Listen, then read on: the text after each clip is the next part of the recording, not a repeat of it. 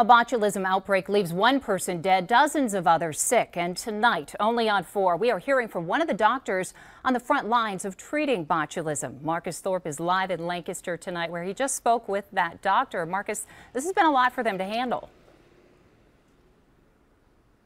It really was, Ellie, and the ultimate challenge for Fairfield Medical Center, and really a scary time it was for some of those patients and the families that were associated with that outbreak. But it was an early diagnosis that started everything.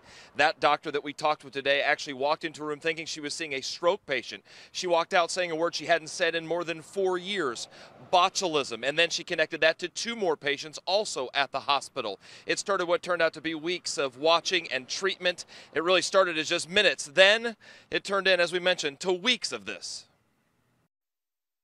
What brings you to the hospital today? Dr. Elizabeth Walz was on the front line. She's worked 20 years plus in the medical field. And day one, she sees what she thinks is a stroke victim. When I walked in, I realized he was not in the midst of a stroke just by his symptoms. Her first instinct, botulism, something she hadn't said in years. A colleague had 2 patients very similar with symptoms.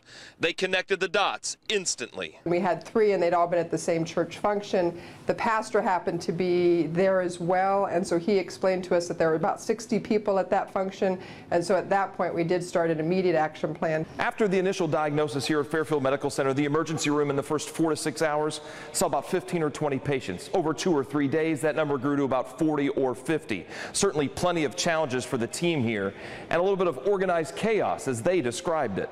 Because of drills and an emergency preparedness plan, organized was winning over chaos. Part of what I had to do quickly was educate not just the ICU staff, but also the emergency room physicians how to recognize it, to know what they were looking for. It's intense, and you do actually, you start having to move very quickly and try to get people together. The plan was working.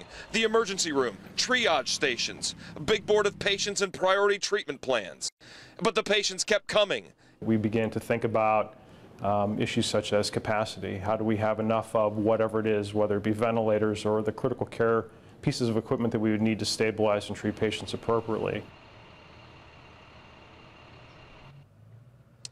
And that's when those Columbus hospitals came into the mix. At 6, we're going to tell you a little bit more about the teamwork, the orchestration that goes into something like this, and also the emotion of actually losing a patient. Again, that's all new tonight at 6. We're live in Lancaster tonight. Marcus Thorpe, NBC4. We'll see you then, Marcus. Thank you. Now, the source of the botulism was eventually traced back to food served at the church potluck in Lancaster. The Ohio Department of Health says that through testing and interviews, they believe the bacteria was in potato salad made with homemade or home-canned potatoes.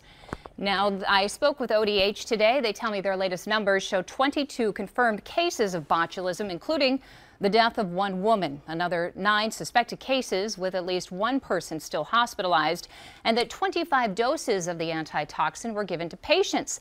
They are now wrapping up their investigation since botulism isn't contagious and it is now past the incubation period.